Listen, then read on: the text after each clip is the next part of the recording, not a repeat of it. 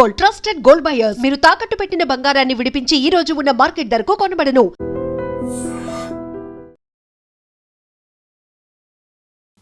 నమస్తే, నేను Kavitha. Welcome to I dream news and నిజాలు.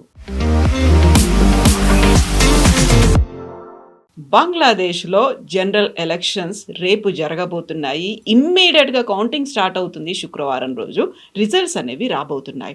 అక్కడ హిందూ మైనారిటీల మీద ఇప్పటికే దాడులు కొనసాగుతూనే ఉన్నాయి. వరుసగా అలాంటి దురాగతాలు కంటిన్యూ అవుతున్నటువంటి నేపథ్యంలో హిందువులు ఎలాంటి డిసైడింగ్ ఫ్యాక్టర్ ప్లే చేయబోతున్నారు? అందులోనూ పర్టికులర్గా బంగ్లాదేశ్లో జరగబోతున్నటువంటి ఎన్నికల్లో సర్వేల మీద భారతదేశం కూడా ఆసక్తి కనబరుస్తోంది. ఎందుకలా? మొత్తంగా బంగ్లాదేశ్ ఎలక్షన్స్ని మనం ఎలా చూడొచ్చు? మనతో పాటుగా ఉన్నారు సీనియర్ జర్నలిస్ట్ సురేష్ కొచతిల్ గారు. సార్ నమస్తే. సో బంగ్లాదేశ్ ఈ మధ్య కాలంలో విపరీతంగా వార్తల్లో ఉంది. అందులోనూ షేక్ హసీనా భారతదేశంలో ఉన్నప్పుడు అక్కడికి వెళ్లకుండానే ఎలక్షన్స్ తను పార్టిసిపేట్ చేయకుండానే జరుగుతున్నటువంటి ఎన్నికలు ఇవి. మొత్తంగా 350 అంటే 300 స్థానాలకి ఎన్నికలు జరగబోతున్నాయి. ఎలా ఉంది సార్ అక్కడ అంత ట్రెండ్ అనేది? ఇప్పుడైతే టచ్ అండ్ గో ఉంది సర్వేలో. ఎందుకంటే BNP, Bangladesh nationalist party, Tarique Rahman, Khaleda Zia కొడుకు లీడ్ చేస్తున్న పార్టీ 34% ఓట్తోని, అంటే ఒపీనియన్ పోల్స్లో ముందుకుంది. కానీ జస్ట్ బిహైండ్ దమ్ తారిక్ రహమాన్ వాళ్ళ జమాత్ పార్టీ 32% ఓట్లతోని ఒపీనియన్ పోల్స్లో ఉన్న సెకండ్ పొజిషన్. అంటే ఇద్దరిని కలిపితే ఒక 64% వస్తుంది. మిగతా ఆల్మోస్ట్ 30% ఎక్కడ ఉన్నారు, వాళ్ళు ఇంకా డిసైడ్ చేయలేదు. దీంట్లో పెద్ద ఒక సెగ్మెంట్ అవామీ లీగ్కి లాస్ట్ టైం ఓటేసిన వాళ్ళు. ఈసారి అవామీ లీగ్ని బ్యాన్ చేస్తారు, ఖాలిదా జియా వాళ్ళ పార్టీని. వాళ్ళు ఎవరికి ఓటేస్తారని పెద్ద ఒక క్వశ్చన్ వస్తుంది. చాలామంది దాంట్లో బిఎన్పికే ఓటేస్తా అంటున్నారు. అంటే లాస్ట్ మినిట్లో ఒక స్వింగ్ వస్తే బిఎన్పి గెలిచేస్తారు. 300 సీట్లు బిఎన్పి గెలుస్తే, ఉన్న సీట్లలో వాళ్ళకి 150 నుంచి 160 స్థానాలు వస్తే కూడా వాళ్ళ మెజారిటీ వచ్చేస్తుంది. మిగతా 50 స్థానాల్లో మహిళల కోసం రిజర్వ్డ్ ఉంది. కానీ వీళ్ళు ఏం చేస్తారంటే, ఈ 300 సీట్లు ఎవరు గెలిచారో వాళ్ళ రిప్రజెంటేషన్ పెట్టి ఆ పర్సంటేజ్ ఓట్ ఎంత వచ్చింది మీకు, దాన్ని బట్టి ఈ 50 సీట్లు నామినేట్ చేసుకుంటారు. So for example direct election కాదు, మహిళలకి సపరేట్ ఎలక్షన్. మహిళలు పోటీ చేయకూడదు. అక్కడ జమాత్ వాళ్ళు కూడా మహిళల్ని బుర్కాలా పెట్టి ఆల్మోస్ట్ ఒక తాలిబాన్ తీసుకొచ్చారు అక్కడ. ఇదే జమాత్ని ఖాలిదా జియా ఉన్నప్పుడు బ్యాన్ చేశారు. దానికన్నా ముందు వాళ్ళు ఓటయ్యారు. In fact Tarique Rahman I think 3 సార్లు గెలిచారు. ఆయన 3-4 సార్లు గెలిచారు ఎలక్షన్ ఇప్పుడు దాకా. ఇప్పుడు జరగబోయే ఎలక్షన్లో చాలా మట్టుకు అక్కడున్న లోకల్ పాలిటిక్స్ కూడా చాలా ఇన్ఫ్లుయెన్స్ అవుతుంది. ఈ స్టూడెంట్స్ పార్టీ ఒకటి ఉంది, మీకు గుర్తుంటుంది. వాళ్ళు ఎన్సిపి, మన ఎన్సిపి లాగా కాదు, నేషనలిస్ట్ సిటిజన్ పార్టీ అనే పార్టీ పెట్టుకున్నారు. వాళ్ళు యూజువలీ కాన్సన్ట్రేటెడ్ అరౌండ్ ఢాకా, కొంచెం ఢాకా చుట్టుపక్కల ఉన్న యూనివర్సిటీస్ అంతా వాళ్ళకి ఇన్ఫ్లుయెన్స్లో ఉంది. బంగ్లాదేశ్లో 25% మంది 18 to 25 ఏజ్ గ్రూప్లో ఉన్నారు. సో డిసైడింగ్ ఫ్యాక్టర్ అవుతారు.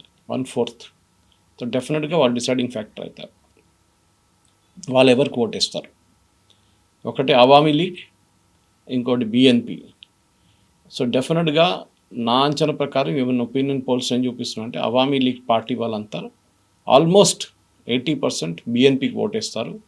20% మంది ఐదర్ సిటిజన్స్ పార్టీ ఆర్ జమాత్కి ఓటేస్తారు. జమాత్కే భారతదేశంతో ప్రాబ్లం ఉంది.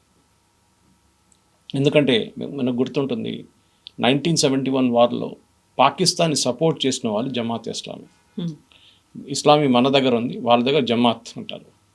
అదే పార్టీ మన దగ్గర కూడా ఉంది, జమాత్ ఇస్లామీ. ఈ పరిస్థితుల్లో బంగ్లాదేశ్లో ఎలక్షన్ గెలవబోతుంది ఈసారి. డెఫినెట్గా నాకైతే అనిపిస్తుంది బిఎన్పి. గెలవకపోతే ఏమవుతారు? మెజారిటీ రాకపోతే జమాత్తో టైఅప్ చేయాల్సి వస్తుంది.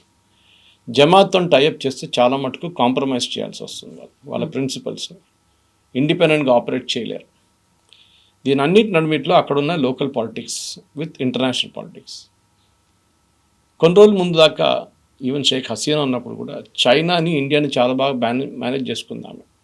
చైనా వాళ్ళు పెట్టుబడి పెట్టారు, భారతదేశం కూడా వాళ్ళు పెట్టుబడి పెట్టారు అక్కడ. ఇప్పుడు కూడా బంగ్లాదేశ్ పంపిస్తున్న 17% ఎలక్ట్రిసిటీ అదాని వాళ్ళ కంపెనీ చెందుతుంది, జార్ఖండ్ నుంచి. వాళ్ళు గిట్ట రేపు ఆఫ్ చేసేస్తే బంగ్లాదేశ్లో ఆల్మోస్ట్ 25-30% మందికి ఎలక్ట్రిసిటీ ఉండదు రేపటి నుంచి. మొన్ననే గొడవ జరిగినప్పుడు స్టార్టింగ్లో షేక్ హసీనా వచ్చినప్పుడు ఆల్మోస్ట్ $500 మిలియన్ బకాయా ఉండే. అది కొంచెం కట్టేశారు ఇప్పుడు, దానికోసం మళ్ళీ ఎలక్ట్రిసిటీ రెజ్యూమ్ చేశారు. కానీ బంగ్లాదేశ్లో ఉన్న పరిస్థితి చాలా దారుణం. ఎకనామికల్ ఇన్ఫ్లేషన్ చాలా ఎక్కువ. అది కాకుండా అన్ఎంప్లాయ్మెంట్, బంగ్లాదేశ్లో ఉద్యోగం లేదు. లీస్ట్ డెవలప్ కంట్రీస్ లిస్ట్లో వస్తారు బంగ్లాదేశ్. మన దగ్గర అంటారు పర్ క్యాపిటా బంగ్లాదేశ్ మనకన్నా ఎక్కువ అని. అది అట్లా కాదు, అది వాళ్ళ క్యాల్కులేషన్ తప్పు. ఎందుకంటే పాపులేషన్ తక్కువ ఉన్నప్పుడు న్యాచురల్లీ మీ ఇన్కమ్ ఎక్కువ చూపిస్తుంది. 1000 మందికి 10,000 రూపాయలు ఉంటే 100 మందికి అదే 10,000 రూపాయల విలువ ఎక్కువ ఉంటుంది. సో పాపులేషన్ తక్కువ. మన 140 కోట్లు ఉన్నాం మనం. మనది యావరేజ్ పర్ క్యాపిటా ఇస్ $3,000. అదే టైంలో యూఎస్ పర్ క్యాపిటా చూడండి $90,000. $90,000 పర్ క్యాపిటా ఆఫ్ యూఎస్, అంటే పర్ పర్సన్కి ఉన్న ఇన్కమ్ పర్ ఇయర్. భారతదేశంలో per person per income per year is $3,000. చాలా డిఫరెన్స్ ఉంది. బంగ్లాదేశ్ మెయిన్ ఎక్స్పోర్ట్, వాళ్ళు దాని మీద బతుకుతారు, అది టెక్స్టైల్స్. ఇప్పుడు మనం చూసాం నిన్ననే కొత్త ఒప్పందం చేసుకున్నారు బంగ్లాదేశ్ యూఎస్ కలిసి. అది ఎలక్షన్లో కూడా చాలా మటుకు ఇన్ఫ్లుయెన్స్ చేస్తుంది. దానికోసం ఒకరోజు ముందు సైన్ చేశారు. ఎందుకంటే ఇప్పుడున్న గవర్నమెంట్కి క్రెడిబిలిటీ లేదు. మొహమ్మద్ యూనస్కి they are not unelected government. వాళ్ళు ఎట్లా సంతకం పెడతారు? కొత్త గవర్నమెంట్ వచ్చిన తర్వాత పెట్టాలి కదా, చేయలేదు, ముందే చేసుకున్నారు యూఎస్ వాళ్ళు. దాంట్లో ఏం చెప్పారంటే బంగ్లాదేశ్ నుంచి యూఎస్కి పంపిస్తున్న కొన్ని టెక్స్టైల్స్ మీద 0% ఉంటుంది. ఈ ఎలక్షన్లో అది ఇన్ఫ్లుయెన్స్ కాబోతుంది. ఎందుకంటే 0% ఇచ్చారు చూడండి, ఎవరు చేపించారు అని ఒక క్రెడిట్ తీసుకోవడానికి చాలామంది ఉంటారు ఇప్పుడు దాంట్లో. బంగ్లాదేశ్లో చాలామంది మహిళలు పనిచేస్తున్న ఇట్లాంటి ఫ్యాక్టరీస్లో, వాళ్ళ ఓట్లు చాలా ఇంపార్టెంట్. మనం చూడాల్సిందంటే ఇప్పుడు రేపు జరగబోయే ఎలక్షన్లో 38% దాకా బిఎన్పి తీసుకెళ్ళిపోతే వాళ్ళకి ఒక 170 నుంచి 180, 190 దాకా కూడా వెళ్ళచ్చు.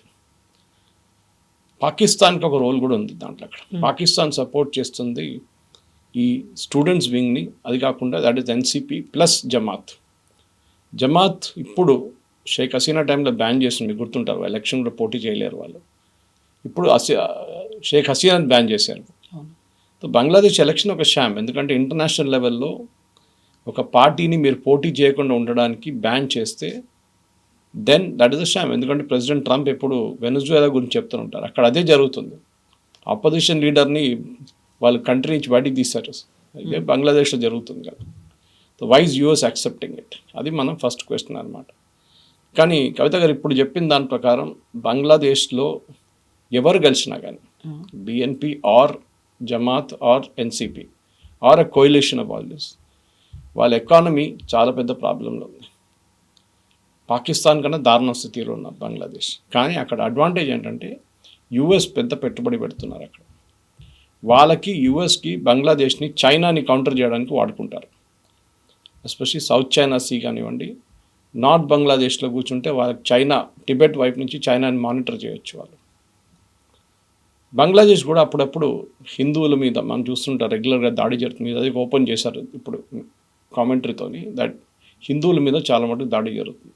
నిన్న కూడా జరిగింది, ఇంకా జరుగుతుంది. మరి ఏం చేయలేము. ఎందుకంటే షేక్ హసీనా ఉన్నప్పుడు దాకా మనకు ఒక పట్టు ఉండే అక్కడ హిందువులు సేఫ్గా ఉన్నారు. 17 నుంచి 18% ఉన్న హిందువులు 24 దాకా ఉండే యాక్చువల్లీ ఇండిపెండెన్స్ టైంలో. ఇప్పుడు 4% కూడా లేరు. అప్పుడు కూడా కొంతమంది అంటారు 1 కోటి మంది ఇప్పుడు కూడా ఉన్నారు బంగ్లాదేశ్లో. వాళ్ళెవరికి వేస్తారు ఓట్లు? చిటగాంగ్ వైపు అని కానివ్వండి, సిల్హెట్ వైపు కానివ్వండి, ఇట్లాంటి చాలా మటుకు ఉన్నాయి. ఎవరు ఓటేస్తారు వాళ్ళు? అక్కడే వచ్చింది క్రూషియల్ ఫ్యాక్టర్. సో ఒక నెల ముందు ఒక అనౌన్స్మెంట్ ఉండే దట్ ఈ హిందువులందరూ కలిసి వాళ్ళు ఒక ఓన్ పార్టీ పెట్టుకున్నారు, 70 సీట్లు పోటీ చేయబోతున్నారని. కానీ దాని తర్వాత ఎక్కువ దాని మీద న్యూస్ లేకుండే.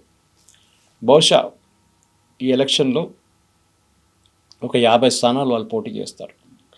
ఎన్ని గెలుస్తారు అనేది పెద్ద ఒక క్వశ్చన్ మార్క్.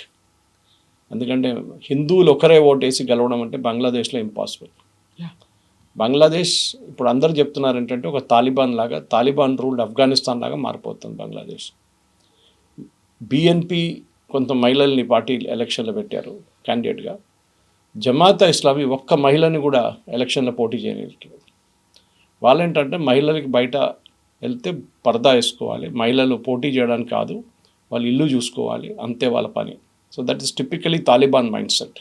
అందులో కూడా గతంలో అక్కడ షేక్ హసీనా వర్క్ చేశారు, బేగం ఖలీదా జియా వర్క్ చేశారు. ఇవి అయినప్పటికీ కూడా ప్రధానమంత్రులుగా మహిళలే ఉన్నప్పటికీ, ముస్లింలు అయినప్పటికీ కూడా అక్కడ స్టిల్ అక్కడ సాధారణ మహిళలు వాళ్ళ మీద, గృహిణుల మీద ఇలాంటిది మాత్రం ఉంటూనే ఉంది. ఎస్, డెఫినెట్గా. ఎందుకంటే ఇస్లామిక్ ఫిలాసఫీ అనగానే అదే వస్తుంది ఫస్ట్. ఇరాన్ చూడండి మీరు, ఇరాక్లో దీనికన్నా ముందు సద్దాం హుసేన్ ఉన్నప్పుడు చాలా మోడర్న్ ఉండే, ఇప్పుడు మళ్ళీ దేవ్ గాన్ బ్యాక్. ఆఫ్ఘనిస్తాన్ చూడండి, వాళ్ళు మొత్తం తాలిబాన్ అయిపోయారు. ఇక్కడ సిరియా చూడండి, సిరియాలో ఒక part of Syria is already under Islamic rule, అట్లా చెప్పొచ్చు మనం. ప్రతి చోట ఎక్కడెక్కడ ఇస్లామిక్ రూల్ వస్తుందో మహిళల్ని పక్కన తోసిస్తారు. మీకు గుర్తుంటుంది, హైదరాబాద్లో కూడా మన దగ్గర ఒక ఎంపీ వాళ్ళ ఇంటికి మన రాజ్దీప్ సర్దేశాయ్ గారిని పిలిపించి బిర్యానీ తినిపించారు, చాలా పెద్ద డిన్నర్ చేయించిన తర్వాత రాజ్దీప్ అడిగారంట, మీ ఆవిడని కలవచ్చా, ఇంత బాగా బిర్యానీ చేసింది, కాంప్లిమెంట్ చేయాలంటే లేదు, మా ఇంట్లో మహిళల్ని మేము ఎవరిని కలవనీయం బయట వాళ్ళు. అంత regressive mind set, educated people మన దగ్గర. అప్పుడు మీరు బంగ్లాదేశ్, తాలిబాన్, పాకిస్తాన్, ఆఫ్ఘనిస్తాన్ సంగతి మాట్లాడక్కర్లేదు, they are even more backward. అట్లాంటి పరిస్థితుల్లో ఈ ఇస్లామిక్ ఫిలాసఫీని తీసుకొచ్చి బంగ్లాదేశ్ని, ఇప్పుడు కూడా వాళ్ళు ఏమంటారు, వాళ్ళ కాన్స్టిట్యూషన్ ప్రకారం దే ఆర్ సెక్యులర్, కానీ ఎక్కడ సెక్యులరిజం నాకైతే కనిపించట్లేదు. ఎందుకంటే అక్కడ ఇస్లామిస్టే రూల్ చేస్తున్నారు, అల్లాహు అక్బరే వాళ్ళ పిలుపు. సో దెన్ డెఫినెట్గా they will not allow any other religion, especially హిందువులను అక్కడ ఉండనియరు. దీనికే మనం సిటిజన్షిప్ అమెండ్మెంట్ యాక్ట్ తీసుకొచ్చాం, చట్టం అయింది. బంగ్లాదేశ్ నుంచి హిందువులు పారిపోయి రేపు వస్తే కూడా మన వైపు రావచ్చు, కానీ వాళ్ళ దగ్గర అక్కడ ఉన్న మొత్తం ఇల్లు, వాళ్ళ ఆస్తి అంతా అక్కడ పెట్టేసి రావాల్సి అంటే చాలా కష్టం ఉంటుంది. పాకిస్తాన్తో మన 47లో జరిగిన అదే సిచ్యువేషన్కి వస్తాం మనం. కానీ నేనది చూసిన ఏంటంటే, ఈ ఎలక్షన్లో జమాత్కి ఒక రోల్ ఉంటే, that is either the coalition or even as a winner, then Bangladesh is finished. Bangladesh ఇంకొక యూఎస్కి తెలిసిపోతుంది చాలా క్లియర్గా ఒక 5 సంవత్సరాల్లో, దట్ బంగ్లాదేశ్ ఇంకొక ఆఫ్ఘనిస్తాన్గా మారిపోతుందని. మన మీద థ్రెట్ ఏంటి అది మనం చూసుకోవాలి ఫస్ట్. వీళ్ళెప్పుడు 7 సిస్టర్స్ నార్త్ ఈస్ట్ని మేము కట్ చేసేస్తాం, భారతదేశాన్ని సిలిగుడి దగ్గర చికెన్ స్నెక్ దగ్గర మేము నరికేస్తాం, అది ఇదని చెప్తుంటారు. అందులో యూనివర్సిటీలో కూడా పెద్ద ఎత్తున క్యాంపెయిన్లు కూడా చేశారు. ఏం జరగదు అవి. ఇప్పుడు కూడా బంగ్లాదేశ్ నుంచి వేలాది మంది మెడికల్ వీసా తీసుకొని భారతదేశానికి ట్రీట్మెంట్కి వస్తారు. ఇప్పుడు కూడా మనం నడిమిట్లో కొన్ని రోజులు వీసా ఆపాం, చాలా పెద్ద ప్యానిక్ అయింది అక్కడ. హార్ట్ పేషెంట్స్ ఉండొచ్చు, మిగతా క్యాన్సర్ పేషెంట్స్ ఉండొచ్చు, వాళ్ళ దగ్గర మెడికల్ ఫెసిలిటీస్ లేదు. It is a real impoverished nation. Afghanistan కూడా కొంచెం ట్రీట్మెంట్ అంత ఉంది, కానీ బంగ్లాదేశ్లో అది కూడా లేదు. అంత దారుణమైన పరిస్థితి ఉంది అక్కడ. ఇన్కమ్ కూడా అంతే. దానికోసం చాలామంది వాళ్ళ మహిళలు టెక్స్టైల్ ఫ్యాక్టరీలో పనిచేస్తారు.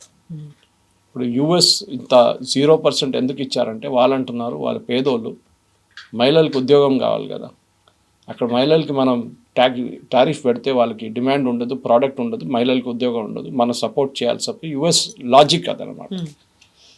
కానీ ఈ ఎలక్షన్ అయితే ఇట్స్ అ షామ్, అదైతే కరెక్ట్. ఎందుకంటే ఒక పార్టీని మీరు పోటీ చేయనట్లేదు. షేక్ హసీనాతో మీకు గొడవ ఉండొచ్చు, వాళ్ళ పార్టీని పోటీ చేయొచ్చు కదా, లేదు మేము పోటీ చేయలేము. బంగ్లాదేశ్లో ఉన్న judiciary is also a joke.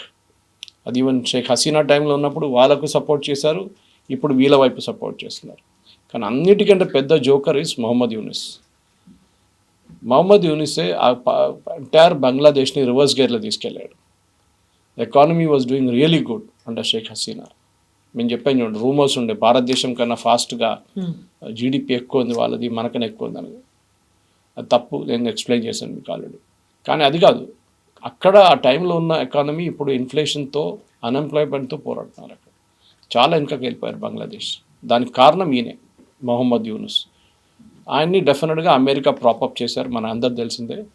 Nobel prize ఇవ్వడము, మ్యాక్సెసే అవార్డు ఇవ్వడం, ఇదంతా అమెరికా పని ఉంటుంది దాంట్లో. కానీ ఐ థింక్ బంగ్లాదేశ్కి నెక్స్ట్ 1 year చాలా క్రూషియల్గా ఉండబోతుంది, ఎవరు కలిసినా కానీ. ఎందుకంటే 1 is ఎకానమీ. ఆఫ్కోర్స్ యూఎస్ చాలా డబ్బులు పెడతారు, కానీ డబ్బులు ఎంత పెట్టినా కానీ దేశంలో ఒక డిమాండ్ ఉండాలి. ఒక మొబైల్ ఫోన్ తయారు చేస్తే కొనడానికి కెపాసిటీ ఉండాలి అక్కడ, అది వాళ్ళ దగ్గర లేదు. వాళ్ళ బయింగ్ కెపాసిటీ చాలా తక్కువ బంగ్లాదేశ్లో. వాళ్ళ దగ్గర చాలామంది మీరు గల్ఫ్కి వెళ్తే అక్కడ పనిచేస్తుంటారు. ఇప్పుడు వాళ్ళ వీసా వాళ్ళకి బంద్ చేసేసారు యూఏఈ లాంటి దేశాల్లో, no visa for Bangladeshis and Pakistanis. ఎందుకంటే వీళ్ళు అక్కడ వచ్చి చాలా గొడవ చేస్తున్నారని చెప్పి వీళ్ళ వీసా అంతా బంద్ చేసేసారు. సో ఈ పరిస్థితుల్లో we are at a crossroads. ఇప్పుడు అదే పరిస్థితి అన్నమాట. షేక్ హసీనా వాళ్ళు లాంగ్ సర్వింగ్ పీఎమ్స్గా అక్కడ పాలిటిక్స్లో కీ రోల్ ప్లే చేశారు. అందులో వాళ్ళ పేరెంట్స్ని కావచ్చు, లేకుంటే ఫ్యామిలీ మెంబర్స్ని ఊచకోత కోసారు, చంపేశారు. మిగిలినటువంటి షేక్ హసీనా మళ్ళీ అక్కడ ప్రధానమంత్రిగా చేశారు. అయినప్పటికీ కూడా అంతర్యుద్ధంలో ఆవిడని దించేశారు. ఆవిడ ఆశ్రయం పొందింది భారతదేశంలో. బట్ ఇప్పటికీ ఆ పార్టీని అక్కడ కంటెస్ట్ చేయనివ్వకుండా ఉంటే వాళ్ళకంటూ కొంతమంది లాయల్గా ఉండేటువంటి కార్యకర్తలు ఉంటారు, అభిమానులు ఉంటారు, కొంతమంది ఫాలోవర్స్ అనే వాళ్ళు ఉంటారు. వాళ్ళు ఎటువైపు చూస్తున్నారు, వాళ్ళు ఏమనుకుంటున్నారు అసలు? లాస్ట్ ఎలక్షన్లో మన అవామీ లీగ్కి, షేక్ హసీనా అవామీ లీగ్కి 42% ఓట్లు వచ్చినాయి. 42%. ఆ 42% మంది ఎక్కడికి ఓటేస్తారు? చాలా క్రూషియల్. ఎందుకంటే ఇప్పుడు మనం చూస్తున్నాం 30-60 అని చూపిస్తుంది వీళ్ళిద్దరికి, almost tied BNP and Jamaat. ఈ మిగతా 42 పక్కన పెట్టి 30 తీసుకుందాం, మనం 32 తీసుకుందాం. వీళ్ళెవరు ఓటేస్తారు? Lesser of the two evils అంటాం మన ఇంగ్లీష్లో. దాంట్లో బిఎన్పి, న్యాచురల్లీ బిఎన్పికి ఓటేస్తారు వాళ్ళు. హిందువులు అక్కడ ఉన్న చాలా మటుకు హిందూ పార్టీస్ ఓటేస్తారు. వాళ్ళు గెలవలేరు, కానీ ఓట్లు వాళ్ళ ముస్లిం పార్టీస్కి డివైడ్ అయిపోతుంది, అక్కడ వెళ్ళదు. ఈ పరిస్థితుల్లో బిఎన్పికి, దానికోసం బిఎన్పి చూడండి వాళ్ళ స్ట్రాటజీ కూడా అదే మార్చుకున్నారు వాళ్ళు. We are all for a very secular government, మేము అందరినీ కాపాడుకుంటాం, మేము హిందువుల్ని చూసుకుంటాం అని తారిక్ రహమాన్ ప్రతి స్పీచ్లో చెప్పుకుంటూ వెళ్తున్నారు. ఆయనకు కావాల్సింది హిందూ ఓట్లు, అక్కడ 1 కోటి మంది అంటే తక్కువ కాదు. అది కాకుండా బిఎన్పి ఓట్స్, అది బిఎన్పి ఓట్స్ నుంచి అవామీ లీగ్ ఓట్స్ రావాలంటే డెఫినెట్గా ఆ పాట పాడాల్సిందే వాళ్ళు. కానీ వాళ్ళు ఓట్ వేస్తారో లేదో, బాయ్కాట్ చేస్తారో లేదో రేపు ఓట్ పర్సంటేజ్ మీద తెలిసిపోతుంది. బయటికి వచ్చి ఓట్ వేయకపోతే then BNP will be in a big problem. Voting percentage పెరిగితే లాస్ట్ టైం కన్నా దెన్ బిఎన్పి గెలుస్తారు. ఇది ఇప్పుడున్న ఒక అనాలిసిస్ ప్రకారం. కానీ రేపు ఏం జరుగుతుందో మనం చెప్పలేము. ఎందుకంటే Bangladesh is a failed democracy. Pakistan లా కాదు, పాకిస్తాన్ దారుణ పరిస్థితి. Here it is slightly better. Sheikh Hasina కూడా ఏదో మహాత్మా కాదు, ఆమె కూడా చాలా గొడవ చేసింది అక్కడ. ఆమె టైంలో జమాత్ని బ్యాన్ చేసింది ఆమె. షేక్ ఖలీదా జియాని జైల్లో పెట్టింది ఆమె. చాలా జరిగింది అట్లాంటిది. కానీ బంగ్లాదేశ్ షేక్ ముజిబుర్ రెహమాన్ చంపిన తర్వాత, ఆఫ్టర్ 71లో బంగ్లాదేశ్కి వచ్చిన తర్వాత, అప్పటి నుంచి ఇవాళ దాకా బంగ్లాదేశ్లో స్టెబిలిటీ అనేది లేదు. షేక్ హసీనా 3 సార్లు రూల్ చేశారు, కరెక్ట్. ఒక డిక్టేటర్ దాకా రూల్ చేస్తుంది ఆమె, అది కూడా కరెక్ట్. కానీ బంగ్లాదేశ్ పరిస్థితి ఇప్పుడు ఎట్లా అయిపోయిందంటే, ఒక డిక్టేటర్ వాళ్ళకి కావాలి. నార్మల్ ఒక సాఫ్ట్ మనిషితో బంగ్లాదేశ్ పనికిరాదు. పాకిస్తాన్ లాగానే. పాకిస్తాన్లో ఆర్మీ ఎందుకు నడిపిస్తారంటే సివిలియన్ గవర్నమెంట్ హ్యాండిల్ చేయలేదు ఇదంతా. షబాజ్ షరీఫ్ ఉండొచ్చు, నవాజ్ షరీఫ్ ఉండొచ్చు, దానికన్నా ముందు ఉన్న ఇమ్రాన్ ఖాన్ ఉండొచ్చు, జర్దారీ ఉండొచ్చు, బెనజీర్ భుట్టో, ఎవరైనా కానివ్వండి, జుల్ఫికర్ అలీ భుట్టో నుంచి, they cannot rule the country. దానికోసం పాకిస్తాన్లో ఎప్పుడు ఆర్మీ రూల్ చేస్తారు, సివిలియన్ అడ్మినిస్ట్రేషన్ పక్కన కూర్చుంటారు.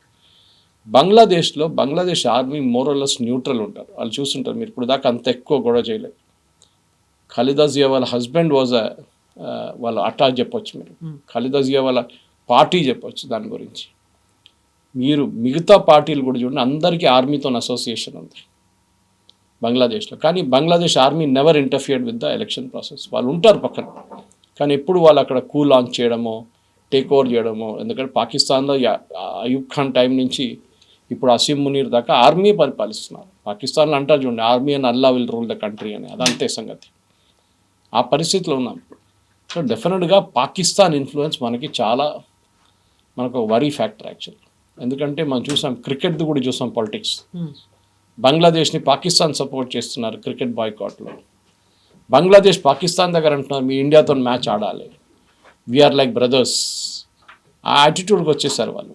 పాకిస్తాన్ నుంచి డైరెక్ట్ ఫ్లైట్స్ మొదలుపెట్టారు ఢాకాకి. పాకిస్తాన్ నుంచి ఆయుధాలు పంపిస్తున్నారు ఢాకాకి. దాన్ని నడుస్తున్నప్పుడు definitely we should be worried. ఎందుకంటే మనం ఓన్లీ మన వెస్టర్న్ ఫ్రంట్ చూస్తూనే ఉంటాం ఇప్పుడు దాకా. ఇప్పుడు నా ఈస్టర్న్ ఫ్రంట్ కూడా చూడాల్సి వస్తుంది మనకి. ఇటువైపు నుంచి మన మీద ఏమైనా రేపటి దాడి మొదలైతే అది problem. It all depends on also the west Bengal elections. ఇప్పుడు రాబోయే వెస్ట్ బెంగాల్ ఎలక్షన్ దానికి ఒక పెద్ద ఇండికేటర్. ఎందుకంటే మమతా బెనర్జీ ఆమెకు పెద్ద వరి ఏంటంటే ఈ బంగ్లాదేశ్ నుంచి వచ్చిన వాళ్ళ పేర్లు లిస్ట్ని తీసేస్తే ఆమె ఓడిపోతే అక్కడ ఒక బీజేపీ గవర్నమెంట్ వస్తే వాళ్ళ టఫ్ స్టాండ్స్ తీసుకుంటారు. వాళ్ళు అక్కడ ఉన్న బంగ్లాదేశ్ని అందరిని తెరిమి కొడతారని డౌట్ లేదు. ఆల్రెడీ ఫెన్సింగ్ గురించి కాంట్రవర్సీ నడుస్తుంది. బీఎస్ఎఫ్కి ల్యాండ్ ఇవ్వట్లేదు, కోర్టుకి వెళ్ళారు, కోర్టు అన్నారు ల్యాండ్ హస్ బి గివన్ అన్నారు. అమిత్ షా గారు స్టేట్మెంట్ కూడా ఇచ్చారు దాన్ని. ఇంకొక 500 కిలోమీటర్ ఫెన్సింగ్ చేయాల్సి ఉంది మనకి బంగ్లాదేశ్ వైపు. సో మమతా బెనర్జీ గవర్నమెంట్ పోయి ఒక బీజేపీ గవర్నమెంట్ రేపు అక్కడ వస్తే దెన్ బంగ్లాదేశ్ వాళ్ళతో ఉన్న రిలేషన్షిప్ మనకి ఇంకొక లెవెల్కి వెళ్ళిపోతుంది అప్పుడు. ఎందుకంటే అస్సాం వైపు ఇంకొక నడుస్తుంది, ఇది బంగ్లాదేశ్ వైపు నుంచి వెస్ట్ బెంగాల్కి ఇంకొక రిలేషన్షిప్ ఉంటుంది. డెఫినెట్గా నెక్స్ట్ 6 నెలలు చాలా క్రూషియల్గా ఉండిపోతుంది కవిత గారు. సో ఇప్పుడు హిందువులకి సంబంధించి RSS chief Mohan Bhagwat very రీసెంట్గా చేసినటువంటి కామెంట్స్, హిందువుల మీద బంగ్లాదేశ్లో అట్రాసిటీస్ జరుగుతున్నాయి, అక్కడ హిందువులు తిరగబడితే ప్రపంచవ్యాప్తంగా ఉన్నటువంటి హిందూ సమాజం వాళ్ళకి సపోర్టివ్గా ఉంటుంది అనేది. ఆ మెసేజ్ వాళ్ళకి రీచ్ అయిందా, వాళ్ళు ఎలా రియాక్ట్ అవుతున్నారు అని ఆలోచించే లోపే మళ్ళీ అటాక్స్ అవుతున్నాయి, అక్కడ హిందువులు చనిపోతూ ఉన్నారు, వ్యాపారాల మీద, మహిళల మీద, వీటన్నిటి మీద. అక్కడ హిందువులు క్రూషియల్ రోల్ ప్లే చేయబోతున్నారు అనుకున్నప్పుడు వాళ్ళు మైనారిటీలే కదా అని తీసేస్తారా, లేకపోతే వాళ్ళు ఎవరు మాకు కొంచెం సాఫ్ట్గా ఉంటారు అని ఆలోచిస్తున్నారా? బంగ్లాదేశ్లో ఉన్న హిందూ పాపులేషన్ గురించి మనం భారతదేశం గురించి ఎక్కువ చేయలేము. మనం ప్రొటెస్ట్ చేయొచ్చు, స్టేట్మెంట్లు ఇష్యూ చేయొచ్చు, కానీ దీనికన్నా ఎక్కువ ప్రొటెస్ట్ మనకి లండన్లో మీకు కనిపిస్తుంది, యూఎస్లో కనిపిస్తుంది, యూరోప్లో కొన్ని దేశాలు కనిపిస్తుంది. బంగ్లాదేశ్ హై కమిషన్ బయట ప్రొటెస్టు, బంగ్లాదేశ్ కన్సులేట్ అండ్ ఎంబసీ బయట ప్రొటెస్ట్ నడుస్తుంది. బంగ్లాదేశ్ మీద ప్రెషర్ పెట్టాల్సింది. మన దేశంలో చూడండి మైనారిటీస్కి ప్రొటెక్షన్ ఇస్తారు, బంగ్లాదేశ్లో అట్లాంటి ప్రొటెక్షన్ లేవు. అక్కడ డైరెక్ట్ చంపేస్తున్నారు, వాళ్ళ ఇల్లు తగలబెడుతున్నారు, చాలామంది ప్రాపర్టీ డిస్ట్రాయ్ చేసేసారు, వాళ్ళ షాపులు దుకాణాలు బంద్ చేసేసారు వాళ్ళు. ఇట్లాంటి చాలా జరుగుతుంది. మన వైపు నుంచి ఇప్పుడైతే మనం ఏం చేయలేం, ప్రొటెస్ట్ ఒక్కటే చేయొచ్చు. మనం అదే టైంలో మన దగ్గర ఉన్న బంగ్లాదేశీని అక్కడ పంపించి ఒక మెసేజ్ పంపించాల్సి వస్తుంది, మీరు అక్కడ చేసిన అదే పని మేము ఇక్కడ కూడా చేయొచ్చు అని. అది చేస్తున్నాం మనం వాళ్ళు. కానీ మన దగ్గర అంత ఎక్స్ట్రీమ్ వైలెన్స్కి మనం దిగలేము, ఎందుకంటే దెన్ మనం బంగ్లాదేశ్లో ఉన్న జమాత్ ఒకటే అయిపోతారు. So we should also be very careful. Incidents yes correct, Sheikh Hasina ఉన్నప్పుడు పెద్ద అడ్వాంటేజ్ ఉండే మనకి, ఎందుకంటే ఆ టైంలో ఆమె జమాత్ని బ్యాన్ చేసి అక్కడ ఒక సో కాల్డ్ సెక్యులర్ గవర్నమెంట్ని ఆమె పెట్టింది అక్కడ. కానీ ఇప్పుడు ఆ పరిస్థితి కాదు. అండ్ నెక్స్ట్ రాబోయే గవర్నమెంట్ కూడా, ఎందుకంటే బిఎన్పి తారిక్ రహమాన్ చాలా ఆయన స్పీచ్లో కూడా చెప్పారు, హిందువుల్ని మేము కాపాడుకుంటాం, అన్ని మైనారిటీస్ మేము కాపాడుకుంటాం, అది అని చెప్తారు కానీ చేస్తారో లేదో తెలియదు. అదే నేను చెప్పాను, చాలా క్రూషియల్ ఉంటుంది. 127 మిలియన్ మంది ఓటేసినప్పుడు బంగ్లాదేశ్లో 50% కన్నా ఎక్కువ సెంటర్స్, ఓటింగ్ సెంటర్స్ చాలా రిస్కీ ఉందంటున్నారు. అక్కడ హిందువుల్ని కూడా ఓటు వేయనిస్తారా లేదా అని కూడా డౌట్ వస్తుందంట. ఇది మనం బెంగాల్లో చూస్తున్నాం, వెస్ట్ బెంగాల్, ముషీదాబాద్, మాల్డా ఇట్లాంటి ఏరియాస్లో హిందువులు ఓటేయడానికి ఇంపాసిబుల్. అక్కడ మన దేశంలో నీ పరిస్థితి ఉంటే బంగ్లాదేశ్ ఏం పరిస్థితి ఉంటుంది ఆలోచించండి. సో హిందువులకి బయటకు వచ్చి ఓటేయడానికి ఇస్తే ఇంకో మాట. లాస్ట్ టైం మనం చూసాం బెంగాల్లో కూడా హిందువులు ఓటేసిన తర్వాత హిందువుల మీద దాడి చేశారు చాలా మటుకు. వాళ్ళ దుకాణం తగలబెట్టారు, ఇల్లు తగలబెట్టారు, కొంతమంది చనిపోయారు. కానీ బంగ్లాదేశ్లో దానికన్నా పెద్ద ఒక పోస్ట్ ఎలక్షన్ రైట్ జరగవచ్చు. అది ఎలక్షన్ రిజల్ట్ వచ్చిన రోజు తెలిసిపోతుంది. బిఎన్పికి మెజారిటీ వచ్చింది చూడండి, సేఫ్ ఉంటాం కొంచెం. కానీ జమాత్ అండ్ బిఎన్పి ఈక్వల్గా వస్తే వీళ్ళు కొత్త గవర్నమెంట్ వీళ్ళిద్దరు కలిసి ఫామ్ చేయాల్సి వస్తుంది. అప్పుడు మొత్తం సిచ్యువేషన్ మారిపోతుంది. అది మనం చూడాల్సి. ఈ సిచ్యువేషన్లో ఇప్పుడున్న పరిస్థితుల్లో జమాత్ని పైకి రానికూడదు అని భారతదేశంకి సెల్ఫిష్ ఇంట్రెస్ట్ ఉంది, అక్కడున్న హిందువులకు కూడా ఉంది. 3 unknown factor is this NCP, national citizens party. ఈ యంగ్స్టర్స్ది వాళ్ళు ఏం చేస్తారు, వాళ్ళకి ఓట్లు వస్తాయి కానీ అన్ని సీట్లు రావు. ఈవెన్ 10 సీట్లు వచ్చి రేపు బిఎన్పి 10 సీట్లు తగ్గితే then they will become kingmakers. ఈ పరిస్థితిలో ఉన్నాం ఇప్పుడు. సో దీన్ని చూడాల్సింది. ఇప్పుడు షేక్ హసీనా భారతదేశంలోనే ఉంది అండ్ ఖలీదా జియా చనిపోయారు. సో ఇద్దరు లేకుండా ఆ ఇద్దరు 10 years చూసాము. మహమ్మద్ యూనిస్ 1.5 year ఆయన పాలన ఎలా ఉంది, డిజాస్టర్, దాంట్లో డౌట్ లేదు. సో ఇప్పుడు ఎంటైర్లీ డిఫరెంట్ ఒక గవర్నమెంట్ రాబోతోంది, ఇంకెవరో ఎమర్జ్ అయ్యి ఇంకొక లీడర్ రాబోతున్నారు. ఆ పాలన ఎలా ఉంటుంది, అది ఇంపాక్ట్స్ ఎలా ఉంటాయి, భారతదేశం అబ్జర్వ్ చేస్తుందా, లైట్ తీసుకుంటుందా? మనం శ్రీలంక వైపు చూడాల్సింది, నేపాల్ వైపు చూడాల్సి. నేపాల్లో ప్రధానమంత్రి ఎవరైనా పడితే మీకు తెలియదు, బహుశా తెలియదు. అవును. శ్రీలంక దిశనాయక్ ఆయన ఎవరో ఉన్నారు ఇప్పుడు, ఆయన పేరు నాకు ఎందుకంటే క్రికెట్ కాంట్రవర్సీ వచ్చినప్పుడు ఆయన పేరు పైకి వచ్చింది మొన్న, దానికోసం నాకు గుర్తుంది. Problem is not that. ఈ చిన్న చిన్న కంట్రీస్, అది మనం ముజిబుర్ రెహమాన్ అసాసినేషన్ నుంచి చూసుకుంటూ వస్తున్నాం, జియావుర్ రెహమాన్ అసాసినేషన్ చూసాను, నెక్స్ట్ ఖలీదా జియా అని అక్కడి నుంచి వాళ్ళు తెలివి కొట్టిన చూసాను. ఇట్లాంటి ప్రతి సిచ్యువేషన్లో శ్రీలంక చూడండి, నేపాల్ చూడండి, బంగ్లాదేశ్ చూడండి, సేమ్ ప్యాటర్న్ ఫాలో అవుతుంది. Unstable regimes. ఇప్పుడు ఎలక్షన్ జరిగింది అనుకోండి, రేపు మళ్ళీ గొడవ రాకుండా ఎట్లా చూసుకుంటారు వీళ్ళు? జరగవచ్చు కదా రేపు కూడా. ఇంకో కొత్త మూమెంట్ స్టార్ట్ చేస్తారు స్టూడెంట్స్, ఈ గవర్నమెంట్ కూడా మాకు నచ్చలేదు, ఈ గవర్నమెంట్ మాకు వద్దు. ఏం చేస్తారు అప్పుడు? మళ్ళీ గొడవ అవుతుంది, మళ్ళీ ట్రైన్లు తగలబెడతారు. మొన్న కూడా ఎందుకు జమాత్ వాళ్ళు మొన్న రాత్రి ప్రొటెస్ట్ ఆర్గనైజ్ చేసి ఢాకా చుట్టుపక్కల ఏరియాలంతా టైర్లు వేసి రోడ్డు మీద తగలబెట్టిండు. అంటే ఒక అట్మాస్ఫియర్ ఆఫ్ ఫియర్ తీసుకొస్తున్నారు.